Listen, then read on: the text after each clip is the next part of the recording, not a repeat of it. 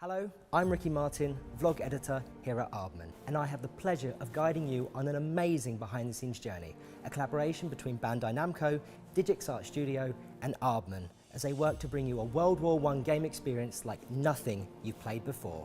This is 1111 Memories Retold, behind the scenes. To start us off, we go to DigixArt Studio in Montpellier, France, to talk to the project's award-winning director, Johan Finis. Hi, I'm Johan Finis, the game director of 1111 Memories Retold. The idea behind 1111 emerged from the encounter with the Aardman team in Paris at a Games for Change festival in 2016. Of course, Aardman Animation is very famous for hilarious movies, and I also worked on some famous rabbits back then. We discussed Games for Change, of course. We discussed about what we can do that goes beyond entertainment, but making something that goes beyond entertainment is a total different experience. 1111 is about peace, not about war. This is not an educational game in any way. It's still a video game. It's a proper narrative 3D game, but there is this kind of layer in the story that makes you able to go beyond that. It's about those little moments of humanity between the two sides. You can guess that while looking at the logo itself. It has a lot of symbolism and meaning into that logo. During my first visit in Bristol at the fabulous Aardman studio, full of artists, animators, like some of the most talented people in the world, the team from Aardman, they showed me this short movie they did for Imperial War Museum. It was a 3D environment, but in a very strong stylized way. That was fantastic. It was a 3D painting, and it acted like a trigger. This short movie became quickly a key reference for us to establish the art direction of the project. Then later on, one day I received in my mailbox the first sketches for 1111, and that was a revelation. Like, there was no dialogue, there was no music, and the emotion was there. And this fusion of making games and the knowledge of animated movies is very powerful. We discussed a lot about what could be this game, the look, the story, the characters. We discovered we have the same heritage of World War I. Both nations were involved into that massive war that changed the world. And the more we were talking about the Great War, the more it was obvious that we had to make something to revive this heritage. This event is not far from us. It's just 100 years ago. It's 3 generations. So it's very important for us that we revive this memory to our children. This subject touches me deeply because my great-grandfather fought in World War I in the trenches. He lost his leg there. He lost also his brother there. And this is something that roots the story very deep. In Great Britain, a lot of people every year wear a poppy at 1111 in memory of World War I. This project is our poppy. There will be many more videos like this one to follow the development of the game. Thank you very much in the name of the whole team for following us on this adventure. Hi guys, Ricky Martin here in a very fancy cinema. Today I'm in Bristol at world-renowned animation studio Aardman. One of Aardman's current projects is a game collaboration between DigixArt Studio and Bandai Namco. More specifically, Aardman is designing and building the look that will set this game apart from anything else. Today we'll speak to art director Bram Tweem about the journey that led to the game's unique style. This is 1111 Memories Retold, behind the scenes. I'm Bram Tweem and I'm the art director for 1111. So it's my job to design, tickle and tease the visuals until they convey the story and moods that we want.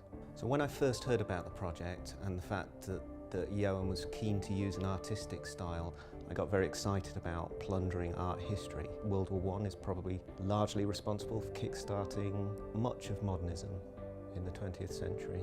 So when we went to Puy de Fou in France, it was a good opportunity for me to get a feel for the scope of the story, and it did have quite an influence on the art style itself. Futurism and Cubism I was very keen on because I liked the expressive nature and the rigidity of the styles. I did a couple of sort of tests on my own, and it's fairly soon it became quite apparent that because they were quite brutalist and quite minimal in their look, they might be associated with low poly kind of stuff, which is very prevalent in the gaming industry. So we wanted to get away from that, and it just seemed more sensible to go for a more seductive art form. At one stage we were thinking of perhaps pursuing Impressionism a bit more vehemently than we currently do, but as we were with the modernist movements, I decided it would be more sensible to not restrict ourselves in any way. So I decided to just pick a few painters that I like Turner, who was able to convey an awful amount of emotion and mood with very little detail. And then other painters like Monet, who've got a very interesting colour palette that they use. But beyond that, there was Alexander Petrov, who's a Russian artist who does oil on glass animations, and that in particular is a theme that we pursued when we were developing the shader itself. After this, we were lucky to work with artists such as Giorgio, who has a wonderful use of light and paint strokes to help us realise the look we were going for. We started wondering about the possibilities of how to move strokes, etc. within the game to highlight certain aspects of the game, and what colours we could use to convey the moods correctly, and just the massive scope generally of this particular story. So we decided to go for something which is more just a painterly take on visuals. So what I'm hoping the players will feel once they've played this game is that they've engaged with two characters who've been through an awful lot. Both characters will change during the story, and I want the players to feel that they've travelled with them. I think the art style will help convey the emotional journey by the fact that we can use things subjectively. We can use our paint strokes, angles and colour palettes and our lighting, all sorts of compositional tools to convey more convincingly and emotively the themes. The art style makes me feel very excited and a little bit nervous. I'm excited at the prospect of being able to create something that's quite unique, I think.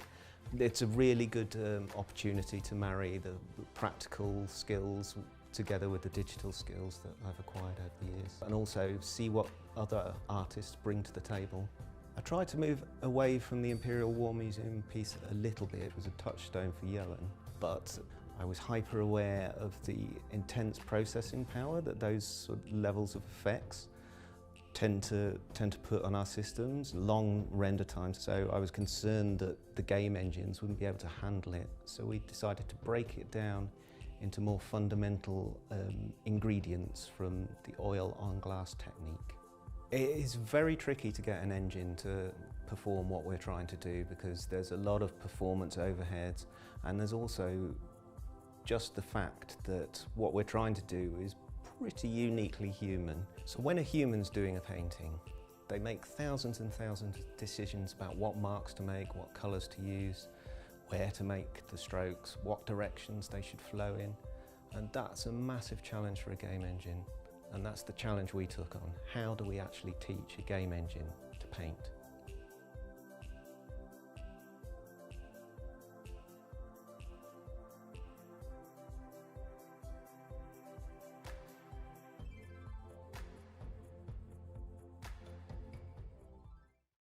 Hi guys, Ricky Martin here and welcome back. So, video games, they're just a form of casual media that sit parallel to TV shows and cinema that don't ask for that much engagement, right? Well, maybe that was once true, but now game developers are far more mindful and far more ambitious with what they try to do with their chosen medium. Today we're talking about Games for Change, the movement at the very heart of Bandai Namco, DigixArt Studio and Aardman's game collaboration. This is 1111 Memories Retold. behind the scenes. Hey! So my name is Jean-Michel Blotier. I'm the proud president of Games for Change Europe. In 2000, we saw a group of intellectual, of researchers, of academics who were started to get really interested in video games and asking themselves, what is this new medium about? Is it just pure entertainment or can it be meaningful? Games for Change was created by this group of people. I was very interested in this movement, trying to support, trying to help. And a few years ago, we decided to create Games for Change Europe. One of the core values of our festivals or our events is that we bring together people from different industries, different backgrounds, where people are suddenly in a kind of magical bubble.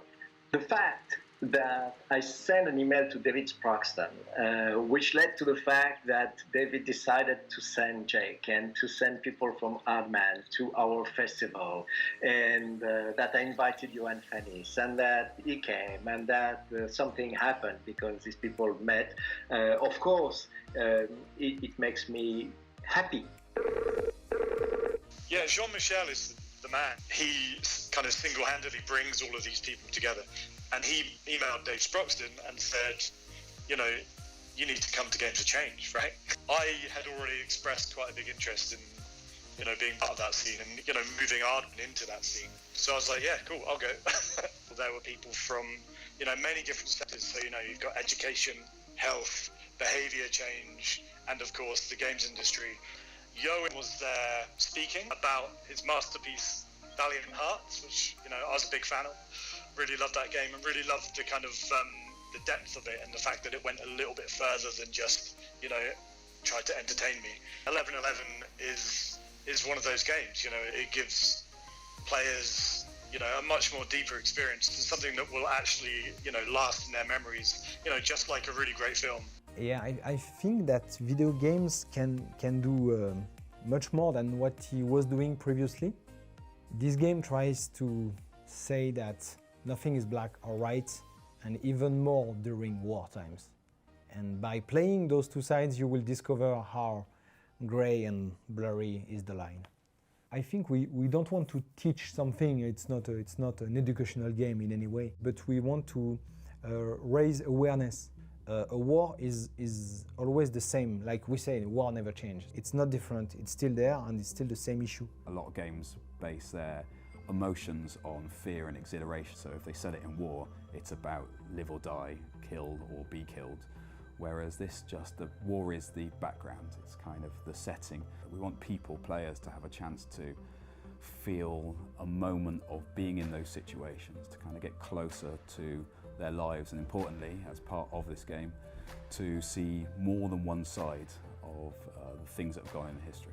Something that gets lost a lot in the history is the kind of personal storytelling of it. You know, a kind of politics-free version of what actually happened. And 1111 kind of does that. It's about the real people that were involved and the real struggles that they went through, the bonds that were created. Each moment within this game is driven by what do we want you to feel right there and then. And that's kind of been gods to that moment. We've tried to build the mechanics and the visuals and all the play around how do we help you feel that moment. 1111 probably aimed at people that really enjoy a game where they can dive in and be drawn on an emotional arc and through a great story, and it's there for people who are interested in this part of history. And all of us, I believe, we are under the influence of what I would call fixed mental attitudes, shaped by all this information that we get. Believe, and I hope that 1111 will change these fixed mental attitudes so we can see the problems through the eyes of the other side. A video game has this power to be very impactful, because when you play someone, you are this person. So the impact on you is strong. Yeah, this is a big idea, but I hope that at our tiny level, if we can make people think about war in a different way, and maybe if it could bring a tiny piece of peace in the world, it would be nice. We would have done a great job. If just one person in the world kind of played it and got to the end of it and felt deep emotion, felt a connection to that moment in history, and walked away like being thankful and thoughtful and considerate and overwhelmed by actually quite what had happened in history, then we'd have done a great thing. And hopefully if we can do it with lots of people and bring this story, a really important story in our history, back to now, then we'd have done what I wanted to do with the game.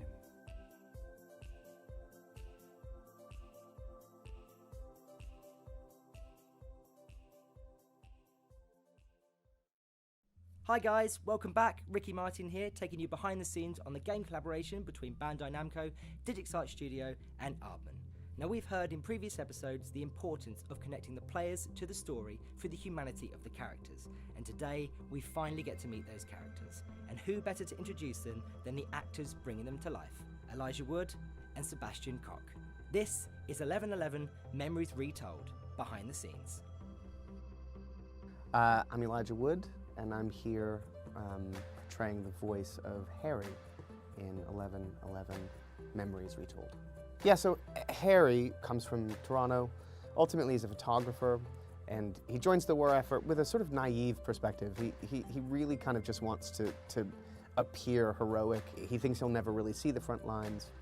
He does go to the front lines, sees the horror of war, understands what it is, and that he's sort of out of his depth.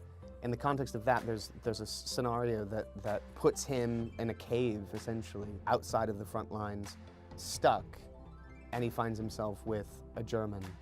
My name is Sebastian Koch. I'm playing Kurt, a German, because I'm German, probably.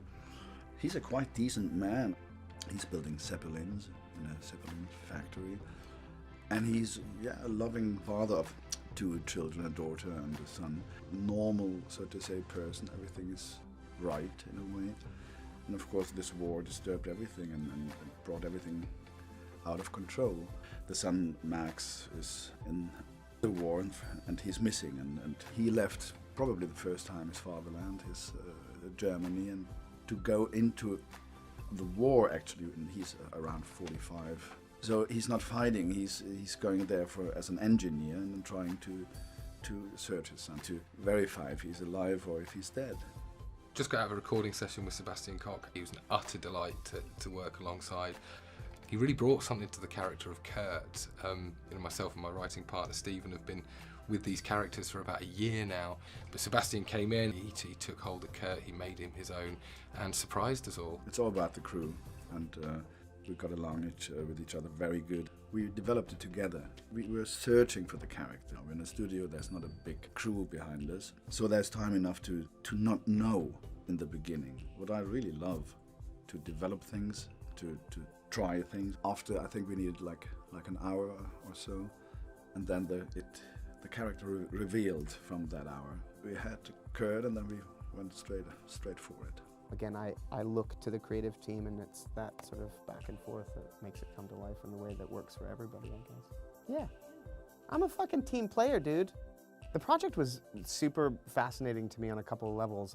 I'm always intrigued, the opportunity to work on games. And also, it feels like an artistic expression. The idea of a sort of almost painterly watercolor that is developing and painting as you're moving through the game. This is really kind of going out on a limb to do something that's never been done, and the partnership with Aardman. I've been a fan of Aardman's stop motion animation for a long time, and so that really piqued my interest to be a part of this. The good thing with this game is that the player can decide, you are the master of the game. So I'm not very familiar with these video games, but I was deeply impressed how exciting that is, to have a decision as an audience. I'm not used to that in the cinema. This will definitely be my first video game as a player. Actually, I have no idea what it will be at the end, because I have never done a video game my entire life. But the matter of fact that this is, it's not animated, it's designed, it's beautiful, it's like a piece of art. It's very difficult actually to nail it, to say exactly it's that or that. It's in between medias almost, I would say, and this is what makes it very exciting. It's been special to lend a voice to a narrative that feels very refreshing and different within the context of the World War I experience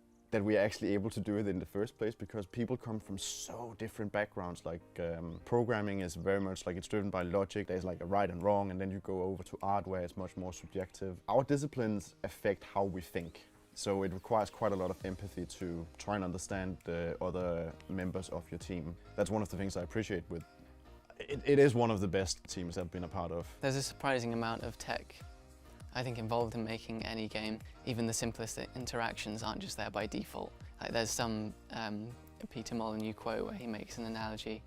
Rather than it being about building a house, it's about building the architectural discipline and then building the house.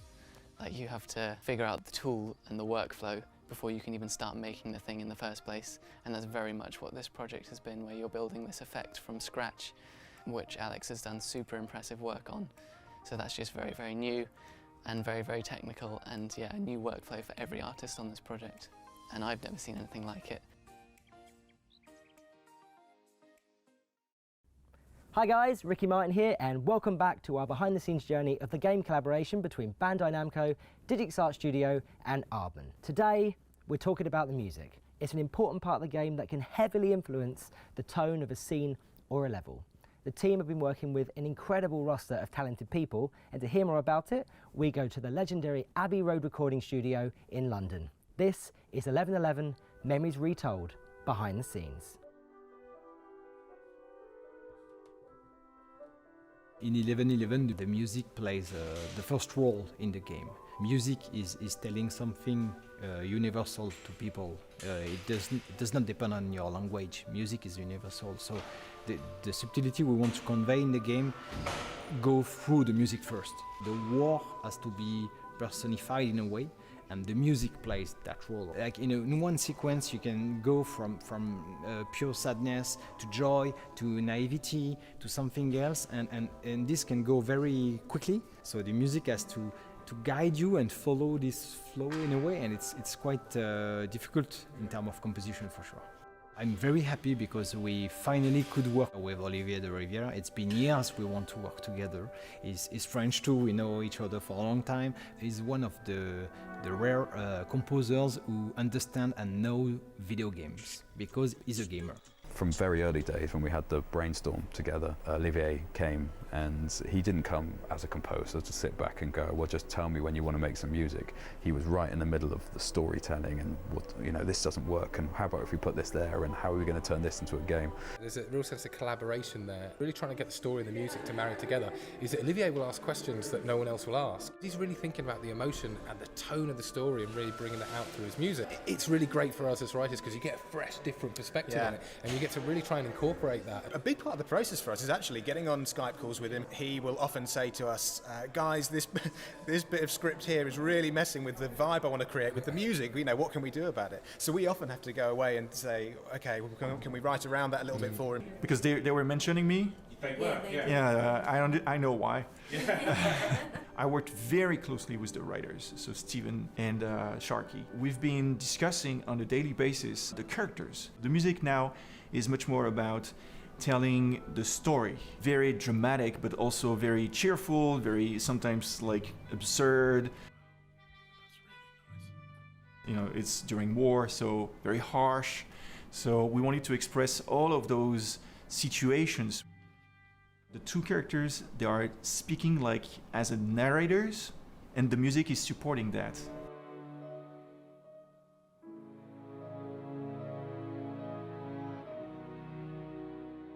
Right now, music for video games is really the most innovative music going on at the moment.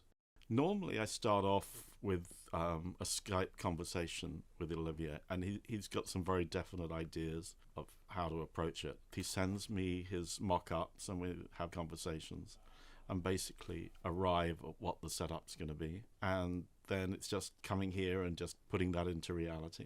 I've worked with Olivier a few times now, and he never ceases to amaze me. Every project that we've done, he comes up with something totally new. This is very, very different from the last couple of projects. It's just stunningly beautiful. The orchestra is there to express a lot of colors. With Impressionism from the French composers, you got Fauré, Ravel, Debussy, Saint-Saëns. I have a lot of, harmonics that are like all spread around. It's quite simple, you might say, but all of a sudden it takes like a lot of dimensions. It's very interesting, I think, to write music like this because you can create motions. The choir appears here and there in the game. It's not much. We didn't want the choir to be all over the place. It's rather when we wanted to express more about the mindset of the characters. When you will listen to the choir, you will get, how naive and light is Harry compared to Kurt, that is much more like grounded. Well, I think I've been very lucky to work on this game because number one, DigixArt with Johan Fannies, the creative director, I enjoyed his previous game. And also Aardman, it's an established animation studio, and it was amazing to see the art direction. And I thought that we needed to have music that was completely unique to support the style and also the ambition of the game. With this music pushing, driving you forwards, how does that change the way you're going to play and interact with stuff? So we've got a synthesized, basic version that's currently in the game. My expectations coming here was that it would kind of be the same, but with live instruments, and I was totally wrong. It's like when you're here, you realize that the humans behind it, not just the quality of the sound, but the actual emotion that goes into it, is so dramatically above what you've been listening to so far. At the beginning of this project, we never knew that we're gonna end up here, like in Abbey Road, with the London Philharmonia Orchestra to record the OST of the game. That was supposed to be a small indie game at the beginning, but with meaning. Being here today is something. Hi guys, Ricky Martin here, and welcome back to our behind-the-scenes journey of 1111 Memories Retold. Today's episode is all about story. Our writers reveal what to expect from the characters and name-drop key locations. Also, we get to hear from one of the historians the team collaborated with to help keep the game faithfully grounded in the period it's set. This is 1111 Memories Retold, behind the scenes. My name's Professor Peter Doyle. I'm a visiting professor in history at the University in London. So the game starts at the end of 1916. We've seen massive battles which saw and expended huge numbers of men, and that's the focus of this game, the whole of this period after the end of these titanic battles and towards the end of the war. Where do we get to go? You start off in Toronto, in a photography store. Toronto, Germany. There's a Zeppelin factory, we go to Battle of Vimy and the Battle of Passchendaele. When we came on board, the core aspects were in place, the two characters, the animals, but there was a lot of story and a lot of things that DigixArt wanted to get into the game. So to begin with, it was our role to make sense of all of that. For us, it was story first, and it was, as long as we make a strong character-driven story and use the war as a backdrop rather than make it about the war, that was our focus. And you play two characters, two protagonists, Harry and Kurt. This story charts their progress through 2 years at the end of the war and how their lives intertwine. Yeah, so Harry, my character, comes from Toronto. He joins the war effort sort of in an effort to seem like a hero to this woman that he loves back home, this woman named Julia, and not really understanding what he's getting himself into. There's a scenario that puts him in a cave, essentially, outside of the front lines, stuck, and he finds himself with a German named Kurt. Kurt is older. Their relationship is tenuous initially. They can't communicate at all. I love that about the game as well. The German character is speaking in German, and Harry is trying to communicate with him in English, and initially it's kind of faulty. Harry and Kurt, both of them are going to the front for very, very different reasons, but they have something in common: how they feel about taking the life of someone else. This is something for them that cannot imagine. Basically, they will face their own moral limits. What do they believe in? Do they believe more in their nations, or do they believe more in their humanity?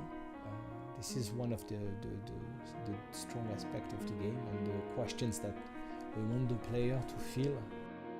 So myself and my colleague Robin Schaefer, a German military historian, we wrote this book called Fritz and Tommy. And the idea behind that was to look at the First World War experiences of the Germans and the British and to see their everyday lives. And one thing that we identified was just how close those guys were. What we've gleaned from all of the letters and diaries is there comes a point where there is a lull in the fighting, and there's a reason for that.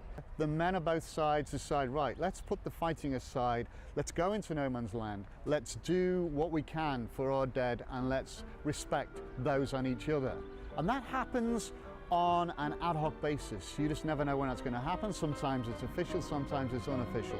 And so there were these impromptu communications. Again, it goes back to the real feature that men are men wherever they are, and peace is mostly in their hearts, one would hope.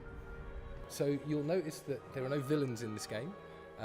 Each of the characters that you think may be a villain will hopefully have a redeeming arc somewhere. Especially when you're dealing with a subject matter like war. To talk about things in terms of good and bad and right and wrong, it just feels so absolutely wrong. We just wanted to write everybody is very, very human, and everything is just shades of morally grey. It's up to the player to kind of decide what they think is best in any given situation. There's real opportunity for there to be an emotional response. This inherently has that built into the fabric of the storytelling by the very nature of the fact that it takes place during such an intense time in our history, and they've chosen to zero in on one side and the other side, but humanizing those two sides so that we can relate to both of them and their own experiences without it being this or that, or this is the enemy, this is not the enemy. And I think that will be really powerful.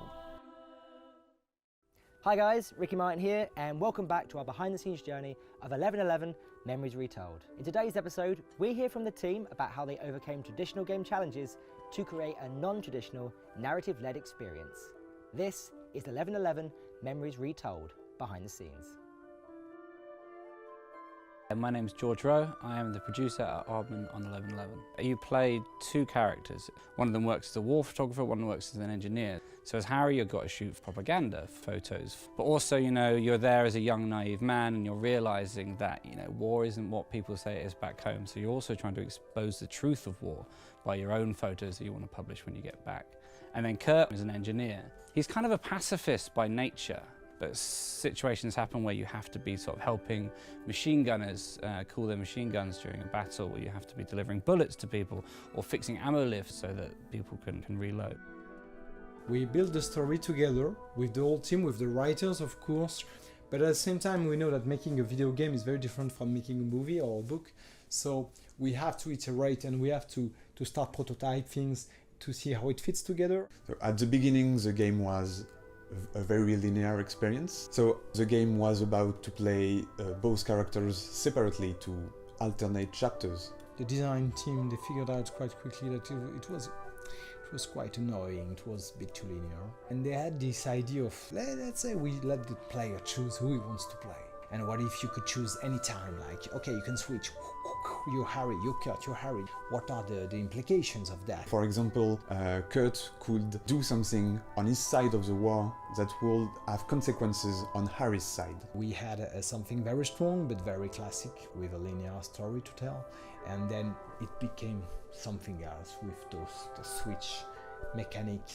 So there is a mantra that Francois said quite early in the video game process was, playing the game should be as easy as turning a book page when you read. This is something we kept in mind all along the production. As you will be able to see when you play, things are very simple, but making it simple is not always that easy. So we worked a lot to avoid the player being blocked, so there's no difficulty spike in the game. We have gameplay elements like minigame, like the card game. You have different control if you choose different characters, like the cat, the pigeon. We use also some quick time events to give some reactivity during some cinematics. There are puzzles in this game, but it's not all about the puzzles. The puzzles are there basically so you connect with what the characters do in the story. You know, they're there to be like, if this person was in World War I, what would they be doing at this point? We consulted with a couple of World War I historians. So we've really tried to make it accurate to what a photographer, what an engineer would be doing in those times, to a certain extent. Also, you know, we're storytellers and we're making a game, so sometimes we have to take liberties so that people have a more enjoyable experience. Walking simulator is a term that's used for quite a lot of games now. It's not that, but it's not, you know, a full-on action-adventure Uncharted style thing. It's somewhere in the middle. You're with the characters and you're walking around the trenches, you're in battles, you're running around no man's land, you know, you're avoiding bullets. But then also you're not always at war, you know, sometimes you're back at home at Kurt's farm in Germany. We are lucky because video game is mature. You don't need an activity to fill some time now. You can really accept that sometimes you will just talk to people and can discover the surrounding, to find informations and to learn more about the story. Everything we put in the game is there for a purpose. What you would see in traditional games, lose, have a game over and try again, and getting progressively better. Here, we're trying to use the challenge and the difficulty to make you feel the struggle of the character, whether you know it or not. The game tracks a lot of the things you do. The impact of your choices grow more and more important. Very innocent things like losing a game of cards can change the ways you interact with some other characters later. Behind the scenes, the whole game is quite complex. It's kind of an experience. 1111 is a very special kind of game. Hi guys, Ricky Martin here, and welcome back to our behind-the-scenes journey of 1111 Memories Retold. Now, World War I didn't just affect the lives of humans. A huge amount of animals caught in the conflict also lived in the trenches, and the team saw this as a unique opportunity to add a whole new facet of gameplay to the experience. Today, they introduced two new playable characters, furry and feathered alike. This is 1111 Memories Retold, behind the scenes. In this game, you won't only be playing a human, but you will also be playing a cat and a pigeon. Creating a playable cat is really something interesting because it has a completely different collision than the human. It does not work the same at all. In terms of animation, it's not the same constraint. It's completely different and it's very interesting to make. The two animals also have a gameplay purpose, and they are able to reach certain points that you cannot reach as a human. Like the cat can jump very high, can go on some inaccessible points for the player as a human. And same for the pigeon can fly and get something, or you can distract people, so you can enter a location. In terms of the role of the cat and the bird, they are the fantastical elements in the game. There's nothing particularly realistic about the way they interact in this world. It brings with it a real sense of fable. It's interesting, hopefully for a player, because obviously the war to humankind is, I mean, it's impossible to overstate the historical significance of World War I to us as a species. But what about to a cat or to a bird, you know? So there's something very, very interesting about that, about giving that perspective on it. The human constructs of war are meaningless and nothingness to an animal. I'm not sure he will understand what's going on, and I think that's the beauty of it, because in the trenches life was quite harsh, and when you see a cat come in, you will have all the soldiers like reacting to it, and as long as you progress with the two characters, your relationship with the animals, and that will grow during all along the game. There's also, you know, there was a real lovely angle for being able to play with something other than just the characters of Harry and Kurt, and added a different dimension to it, and allowed us to play with a little bit of symbolism in there and stuff, and throw a few bits in that might just go under the radar. They are both very useful in terms of gameplay, but also, more importantly, for me, they are useful as a symbol of something else that human beings cannot represent at that moment. There's a very different feel in being part of a story and having kind of that spectator role, seeing things play out and having a bit of liberty, and this is what we wanted to translate with the animals, having some kind of external perspective, an innocent perspective on Harry and Kurt. And by playing the animals, you have a different look on the conflict, whether it is from the ground with the cat or from the skies with the pigeon. It allows us to give you this sense of freedom and kind of clear your head of the terrible things that happen in Harry and Kurt's lives. Hi guys, and welcome back to our behind the scenes journey of 1111 Memories Retold. In today's episode, we get to hear more from our historical contributors and about the lengths and efforts made to create a powerful piece of playable heritage. This is 1111 Memories Retold, behind the scenes. In 1111, we really want to revive the heritage of World War I. When making a game about World War I, we were mindful to be as faithful to the time the game is set as we possibly could. And we knew there would be some give and take before we found the good balance of historical accuracy and gameplay. The historians, Peter Doyle and Robin Schaeffer, they helped us to ground the story in a version of reality we were happy with. Well, to collaborate on a video game like this was something completely different. Obviously, it's something that I've not been involved with before. But this is the modern medium. This is something which is of great importance to a huge number of people, and many of them would get access first to understanding history through something like gaming. So to be able to get involved in this was something special. It means that I was able to give a contribution to that, to comment on the historical accuracy, to consider the trench warfare, and to look at the concepts. So it was an exciting thing to be involved with. Well, the level of historical accuracy is always something, of course, that we have to consider. The game has to be a game. It has to present a story, and so on that basis there's always going to be some element of give and take. What we've tried to do is to approach it with as accurate a process as possible. So one of the things that we obviously have to work with here is to correct or develop the understanding of the people who are developing the game. And myself and my colleagues, we have an understanding of the kind of equipment and technology that was being used in the First World War. So originally the game designers had a radio in this, but of course the radio was in its infancy, so there was no way that it was going to be used in a frontline trench position. So we worked with the game designers to explain that really what we needed there were telephones and telephone wires, and this was something they took on board. It's quite an exciting exchange that we had to discuss that to get it accurate.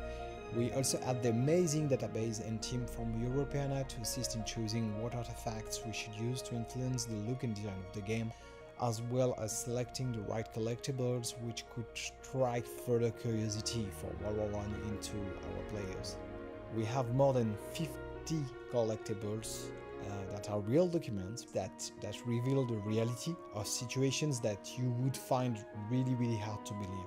My name is Ad Pollet. I work as a collection manager at Europeana. Europeana is a digital innovation platform. We provide access to all the digitized cultural heritage of Europe because we think we can transform the world with culture. We've organized these roadshows all over Europe where we've asked the people to come and bring their stories, to share their heritage about the First World War. That you have used very interesting objects, like I said, the personal objects. I've recognized some of the personal diaries as well as some personal letters which may have helped shape the characters or the story. From the various manuscripts and the letters and the stories on Europeana, you can actually see that everybody ended up in the war for a different kind of reason. For personal reason, because they were looking for adventure, because they believed all the propaganda blindly. And what this story really tells you is that it didn't matter on which side you were, you had the same kind of experience and you were in it together and you had to survive. So I think it's a very realistic story and it might well have been truly happening. To be very honest, my knowledge of video games is very limited. At first, I always thought they were superficial, but the experience with 1111 learned me that it can be actually a very meaningful way of using heritage, explaining history in an exciting and appealing way. I know the industry has been in touch with us several times to use our content, but I think 1111 is one of the first that really matches with our goals in the sense that we would like to transform the world through culture, using available heritage for meaningful and purposeful games. To me, it was the first, and I really liked it. So I think this game can really achieve a lot. What we're trying to do as historians is to get people engaged, to understand what the Great War was like. We try to gather together original items from the war, things that could create a curiosity, letters, small souvenirs from the front, aspects that told something about that war. And maybe those things, as they get collected through the game, might sponsor a greater understanding. What is this thing? What does it mean and why is it here? One of the amazing things is that when you look back through your family history, there will always be some connection with this war. It was such a moment in time for the history of the world. And so most people have some kind of connection. That connection could be on the home front. It could be those men were miners, the women who worked in factories. It could be that the men were front fighters. It could be that on a shelf somewhere there is a photograph or a piece of shell or some memento of the war. And wouldn't it be great if with this game, the young people or people who are playing this game may say, hold on a minute, what is that? What question can I ask? And maybe those memories could be projected to the future and never lost. And I think if we've achieved that with this game, then we've achieved a lot. Hi guys, welcome back to our behind the scenes journey of 1111 Memories Retold. In today's episode, we look at the game's historically inspired mechanics and the nuanced effects that they have on the narrative. This is 1111 Memories Retold, behind the scenes. We're looking at a time, of course, where the letter was preeminent, was really important. And not only were it letters, there were also postcards. There were massive organizations in both the German and British and French armies to ensure that those letters could be sent home. And if you were sent a letter from the United Kingdom, of course, to the trenches, it may well actually arrive either the next day or on the very day that it was being posted. It was immense, and we see millions and millions of letters and postcards sent. Writing and receiving letters was so important in the front that we had to make a compelling gameplay mechanic around that. As a player, you can choose what do you want to write, what do you want to send to your loved ones at home.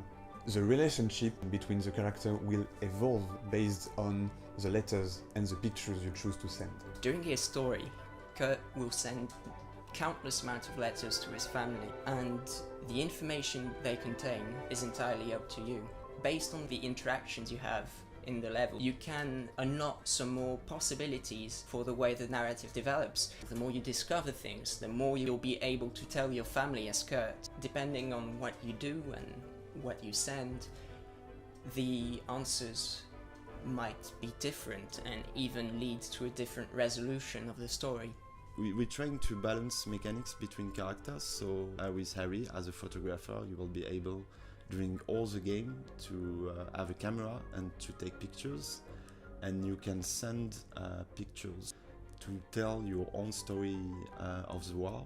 And same thing, you will have choices. Some picture you ask to take, but a lot of pictures you can take by yourself. The photographs were incredibly important during the Great War. Kodak had created a very small camera right the size of an iPhone, which they were able to take to war. The Allies soon realized this is not something that they could allow, because of course they could be publishing photographs of terrible things at the front. So that then transitioned into only having official photographers. So one of the interesting things is the different approach between the Germans and the British. The British had tight control over the letters that were written, over the photographs that could be taken, and lots of soldiers disobeyed that. But in Germany there was a more lax approach. Maybe they felt that it was better that people understood a little bit more about the war. So the letters that were written home had huge details, and photographs were sent home from the trenches regularly. And that's just not something that you commonly come across in the British and Canadian armies. And I think that's probably improved the understanding of the average person at home. They connect with some aspect of their lives at the front.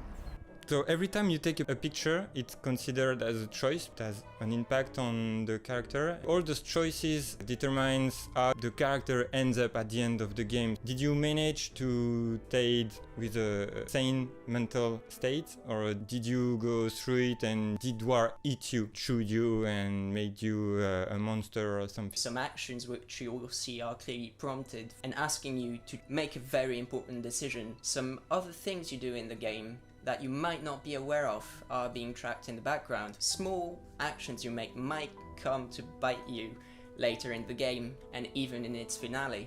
All those tiny choices you do can be summarized as: do you do something for yourself, or do you choose to be empathetic and help someone else? 1111 is a narrative game with micro choices. There are some big choices, of course. Those meaningful choices are really all along the game, and they create a pretty big diversity of endings.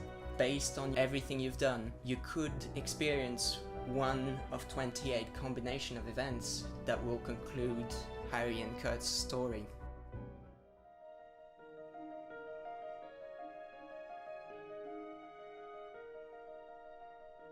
Hello, I'm Elijah Wood, and I voice the character Harry Lambert, a war photographer in the upcoming video game 1111 Memories Retold. 1111 Memories Retold takes place in and around the trenches of World War I, a brutal period of history that will hold the centennial of its armistice this November. Throughout the game's emotional story, Harry will forge bonds of friendship from the most unexpected places as he attempts to make sense of the devastating violence surrounding him. Incredible advancements and progress with humankind have been made in the 100 years since the end of World War I. But the more things change, the more they stay the same. War and military conflict is an unfortunate reality for people all over the world today, and some of the hardest hit victims are the children and young adults caught in the crosshairs. War Child is a charity that supports children and young people affected by war and works toward a world in which no child's life is torn apart by military conflict. By strengthening the bonds between communities and family, War Child works for a future where children around the world can live as children again. To help their effort, Bandai Namco Entertainment will release a War Child DLC for 1111 Memories Retold when the game launches in November for PlayStation 4, Xbox One, and Steam. A portion of all proceeds from the DLC will be donated to the War Child charity. Together, we can work to end the suffering of children caught in the violence of war. If you would like to donate directly to War Child, please visit www.warchild.org.uk/memoriesretold. Hi guys, and welcome back to our behind the scenes journey of 1111 Memories Retold. In today's episode, we're talking about Aardman.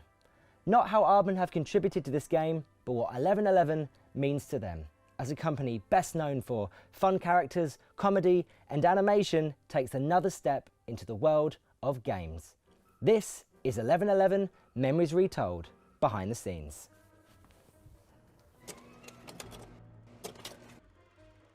I've been at Aardman since day one, from the very, very beginning when it was just Pete and me on the old kitchen table. I'm David Sproxton. I am co-founder of Aardman Animations.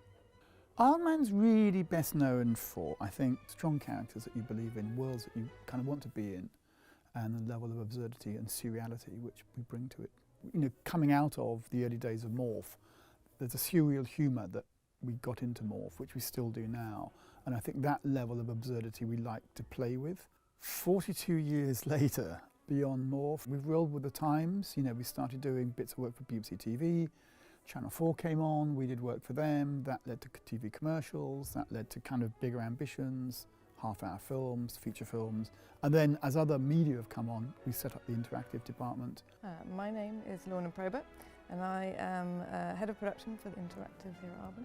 First jobs we started off were building our own communities and engaging our own communities. That kind of led us very quickly to making games with our brand. Quickly moved from there into making games for other people's brands, and from there we kind of found ourselves particularly motivated for games that had some kind of purpose behind them, kind of a bit more of a lasting impact. We've spent 10 years with an interactive team, which is kind of a large percentage of gaming geeks, and I think if you add family audiences, animation studio and gaming geeks into a mix, you end up with a desire to build game after game after game. And so that's been going on. I think we've cut our teeth on lots of flash games and mobile apps to try and make sure we have a craft that is gaming. But 1111 definitely is the largest, most intense kind of dramatic accumulation of all those skills. So coming to this kind of game was a natural progression for Aardman really, both from what we do in features and animation, but also what we do in our interactive department. But it was really exciting to take kind of what we'd learnt doing that and then also mix that with what we do in the feature film and animation side to sort of pick and choose from Aardman's repertoire to make this game. You know, years worth of effort and thought into one single game isn't something we've had the chance to do before. It's been tonally very different, you know, this is a big, semi-somber in tone narrative adventure. It's not the humourful stuff that Aardman's most known for, but I say that every story has to have light and dark for you to be able to have that emotional journey. But I think you still see some of the humour and the lightness that you see in some of our other productions in this. So 1111 has probably not what people would expect would come from Aardman. We've been able to bring a fresh approach to games of this kind. That naivety of what's happened before and what's possible enables us to think a bit more freely. If we'd known that trying to make the shader was going to be really, really hard, then maybe we would never have proposed it. But we try and bring a sense of kind of tactility. You can see that in the fingerprints on claymation characters that we create. We just knew that we wanted something that had that emotion behind it. We particularly brought in Bram because he was not a games designer, but he had great ideas and he had this wonderful painterly approach. He had no idea of the difficulty of what he was trying to achieve, but that was great. That was a huge challenge, and we often do challenge ourselves. Part of it is, can we get this on screen in the way it needs to work? So there's a lot of similarity in our philosophical approach. What do we want to say? What's the story? And then we'll think, how are we going to do it? I think Aardman entering more dramatically the gaming world is a mission we've been on for a very long time. There's a maturity that's happened in the gaming industry. The growth of indie games has allowed this playfulness in the way that we tell stories in there, and kind of experimentation in the same way that art house films kind of gave variety and breadth to Hollywood. And it feels like the right time that Aardman can enter this space and hopefully add a little bit more to the conversation that's going on. It adds emotion and connection, and it's not like that doesn't exist already, but it's the place we'd want to be throwing all of our energy in. I hope that we can start taking some of that physical craft Aardman uses on their stop motion and bring that into some of the gaming stuff as well. So it is a personal mission for 10 years to have had this opportunity. I am so ridiculously excited.